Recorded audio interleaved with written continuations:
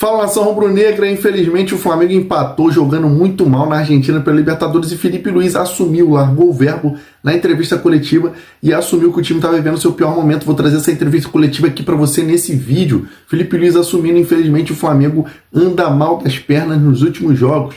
E você vai ver aqui comigo. Antes de tudo, já te peço, se inscreve no canal porque eu sou a FB do Fly e trago informações do time mais querido do Brasil e do mundo. Infelizmente, estou muito triste com esse empate, né? Praticamente derrota para o Flamengo. O Flamengo se complicou no grupo e veja o que o Felipe Luiz falou. Boa noite, Simon Ledo, do Coluna do Fla.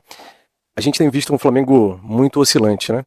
Um jogo goleia, no outro parece ter bastante dificuldade. Você já conseguiu identificar o que tem causado essa oscilação no time? Dá para dizer que o time ainda está talvez em formação e por isso ainda não está bem, não consegue manter essa regularidade? Não, mantivemos a regularidade durante alguns meses, até chegar esse momento, e é verdade que não estamos no nosso melhor momento de confiança. O futebol é constantemente um estado anímico, né? Tivemos um grande jogo contra o Corinthians, depois uma derrota dura contra o Cruzeiro, e claro que os jogadores sentem, é normal essa oscilação. O que nós temos que fazer é recuperar nosso caminho, nossa trajetória e as boas atuações o antes possível, né? Conseguir se perdoar, que os jogadores consigam recuperar essa confiança que perderam. Como fazemos isso? Treinando, jogando. Vamos jogar na frente da nossa torcida agora no final de semana e esperamos fazer um grande jogo. E com um grande jogo as boas atuações voltam, a confiança volta e a gente volta nos trilhos. Mas claro que essa oscilação em algum momento da temporada iria acontecer e infelizmente está sendo agora. Felipe, boa noite. Manoel Ribeiro do GE. Globo. Sobre esse jogo, a gente vem falando em alguns jogos atrás sobre a questão da produção ofensiva, e isso melhorou em alguns jogos, outros a gente vê a dificuldade. Hoje teve essa dificuldade da produção do meio para frente, mas também parece que a defesa bateu cabeça em alguns momentos. E o Flamengo teve essa dificuldade defensiva ali no gol do Central Córdoba. A gente viu 7 jogadores na área contra 3 do adversário e o Flamengo não conseguiu cortar essa bola. Qual que é a sua análise do jogo? Por que o Flamengo não conseguiu essa vitória? Que hoje jogar fora de casa é sempre difícil, mas necessitando de um resultado melhor por causa do grupo. Obrigada. Bom, para mim é muito simples.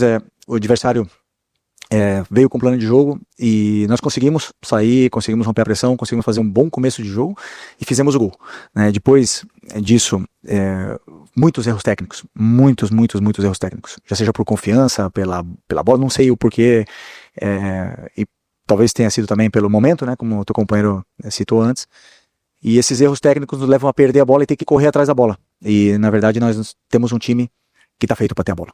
E o grande forte do nosso time, a grande força desse Flamengo, são jogadores que não perdem a bola, que gostam de ficar com bola e com volume criam chances e essa imposição sobre o adversário ela se nota.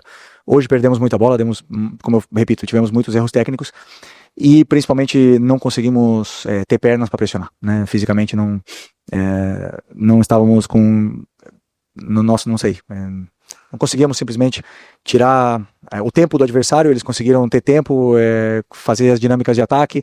Tem 2 pontas muito rápidos e nos empurraram para trás e tentaram entrar com bola nas costas e lançamentos em profundidade e cruzamentos, entrar por fora, né, basicamente. Por dentro não entraram nenhuma vez, a não ser algum erro nosso, como aconteceu dentro da nossa própria área, que o Rossi acabou fazendo uma defesa. Então, como a gente não conseguiu dominar o território, eles sim dominaram, e por volume, por número de cruzamentos, um erro foi fatal, né?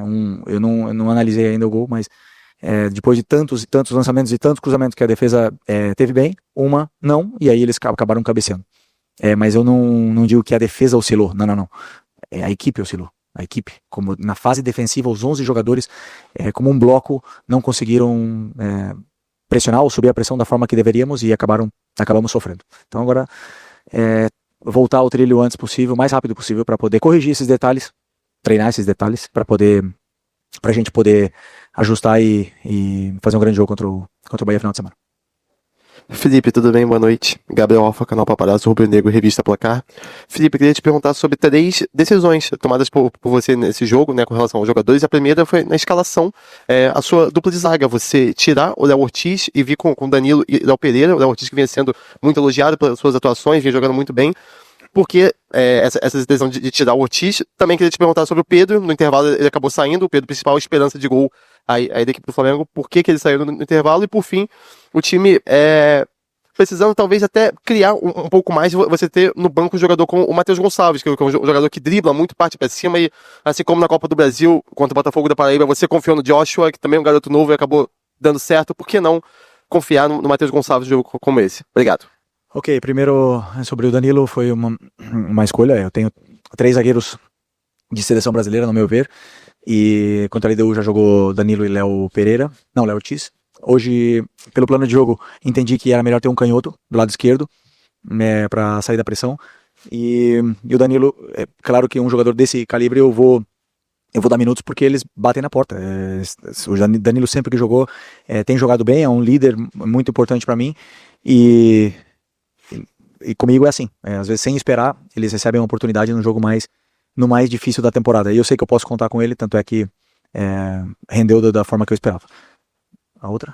Pedro. O Pedro. O Pedro não vinha fazendo um bom jogo, nem fisicamente, nem tecnicamente, né? Como toda a equipe, tecnicamente ele estava abaixo, e fisicamente eu sentia que ele não estava com a força necessária para poder pressionar, para poder atacar os espaços, porque eles estavam com a linha alta, e decidi pelo Juninho no intervalo. E o Pedro, temos que entender que vem de 7 meses parado, e essa sequência, às vezes, ele vai sentir um pouco, mas está evoluindo. E o Matheus Gonçalves foi uma escolha, né, que, como eu já falei várias vezes, eu não joguei com ponto aberto, e a troca minha foi pelo Luiz Araújo. Eu optei pelo Luiz Araújo por dentro, e abri o corredor para o Wesley e depois para o Varela.